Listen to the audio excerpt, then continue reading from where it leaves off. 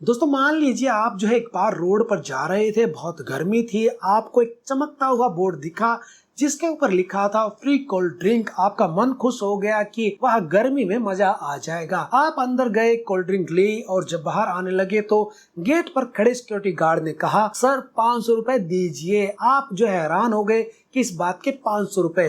तो security guard बोला, sir ये गेट के अंदर आने का चार्ज है, कोल्ड ड्रिंक फ्री थी पर अंदर आने का चार्ज तो लगेगा ना। दोस्तों बस यही खेल है विंट वेल्थ जैसे बॉन्ड इन्वेस्टिंग प्लेटफॉर्म पर। रिटर्न तो दिखाता है कि आपको 9 से 12% तक मिल सकते हैं, पर जब आप इन्वेस्ट करते हैं तो आपको पता चलता है कि असली गेट एंट्री फी क्या थी। मैंने खुद जो है 1000 रुपए लगाए और मेरे 42 रुपए 70 पैसे एक्स्ट्रा कट गए। क्यों कटे, कैसे कटे, और सबसे जरूरी जब आप अपना प्रॉफिट निकालेंगे तब सरकार कितना टीडीएस काटेगी। चलो आज इस विंट वेल्थ के सारे हिडन चार्जेस और टैक्सेशन का पोस्टमार्टम करते हैं और जानते हैं इसके बारे में डिटेल में। आज मैं आपको विंट वेल्थ के सारे चार्जेस के डिटेल बताऊंगा, कौन सी चीज फ्री है, आपका असली ब्रोकरेज क्या रहने वाला, और सबसे जरूरी टीडीएस का पूरा खेल क्या है। सबसे पहले विंट वेल्थ क्या है। ये जो है एक बॉन्ड इन्वेस्टिंग ऐप है।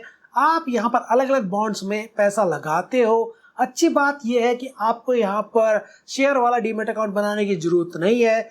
इनका खुद का डीमेट अकाउंट एनएसडीएल के साथ बनता है। अब अच्छी बात यह है कि यहाँ कुछ चीजें बिल्कुल फ्री हैं। अकाउंट ओपनिंग चार्जेस 0 है, इसके लिए कोई भी पेमेंट आपको नहीं करनी पड़ती है। Annual maintenance charges, AMC charges वो भी 0 है। केवाईसी और डीपी चार्जेस ये भी बिल्कुल फ्री है। वैसे ज्यादातर ब्रोकरेज में भी ये सब कुछ आपको फ्री मिल जाता है। दोस्तों आते हैं असली चीज पर, ब्रोकरेज चार्जेस के ऊपर। ये सबसे बड़ा चार्ज है, विंट वेल्थ पर लगता है अप टू 0.5% पर ट्रांजैक्शन। इसे ऐसे समझो, अगर आपने 1 लाख का बॉन्ड खरीदा, आपको बाय करते टाइम यहाँ पर 500 रुपए पे करने पड़ेंगे, और जब आप इन बॉन्ड को बेचोगे उस टाइम भी आपको यहाँ पर 500 रुपए पे करने पड़ेंगे। यानी 1 लाख की ट्रांजैक्शन पर आपको जो है 1000 सिर्फ ब्रोकरेज में देना होगा। इन्होंने कहा था कि डीपी चार्जेस 0 हैं, पर जब आप अपने बॉन्ड्स बेचते हैं यानी डेबिट करते हैं तो एनएसडीएल सेटलमेंट चार्जेस के नाम पर 4 रुपए प्रति ट्रांजैक्शन लगाता है। टेक्निकली यह फ्री बिल्कुल भी नहीं है।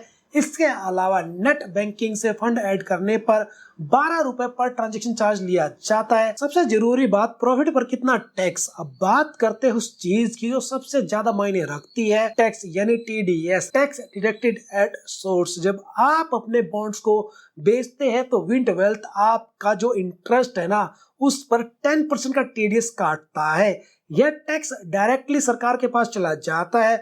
अब ये कटा हुआ पैसा वापस मिलेगा या नहीं, ये आपका जो टैक्स स्लेब है ना आईटीआर का, उसके ऊपर डिपेंड करता है। अगर आप 0% टैक्स स्लेब में है, आईटीआर फाइल करो और पूरा टीडीएस आपको वापस मिल जाएगा। अगर आप 5% टैक्स स्लेब में है, आपसे कटा हुआ 10% आपको देना है, 5% आपको वापस मिल जाएगा, तो बाकी का 5% आपको रिफंड यहाँ पर मिल जाएगा। अगर आप जब 15% टैक्स स्लेब में है, आपसे कटा 10%, तो आपको यहाँ पर देना है 15%। इसका मतलब आईटीआर भरते टाइम आपको जब 5% टैक्स और भरना पड़ेगा। याद रहे, बॉन्ड का इंटरेस्ट आपकी अदर इनकम में गिना जाता है और आपके टैक्स स्लेब के हिसाब से टैक्स लगता है। विंट वेल्थ सस्ता है या महंगा ये भी जान लेते हैं। मैंने दूसरे प्लेटफॉर्म जैसे स्टेबल मनी और जो ग्रिप इन्वेस्ट से इसे कंपेयर किया।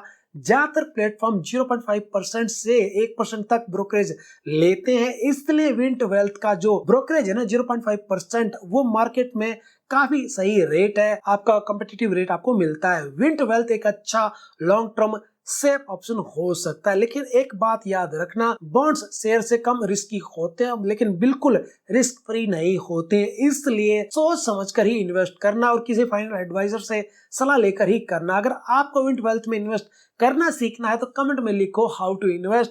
जितने ज्यादा कमेंट आएंगे उतनी जल्दी मैं अगला वीडियो इसके ऊपर लेके आऊंगा। वीडियो अगर आपको पसंद आया तो वीडियो को लाइक जरूर कर देना। चैनल पे नए थे तो चैनल को सब्सक्राइब जरूर कर देना। दोस्तों मैं फिर मिलता हूं आपसे किसी नई वीडियो में, जब तक जय हिंद।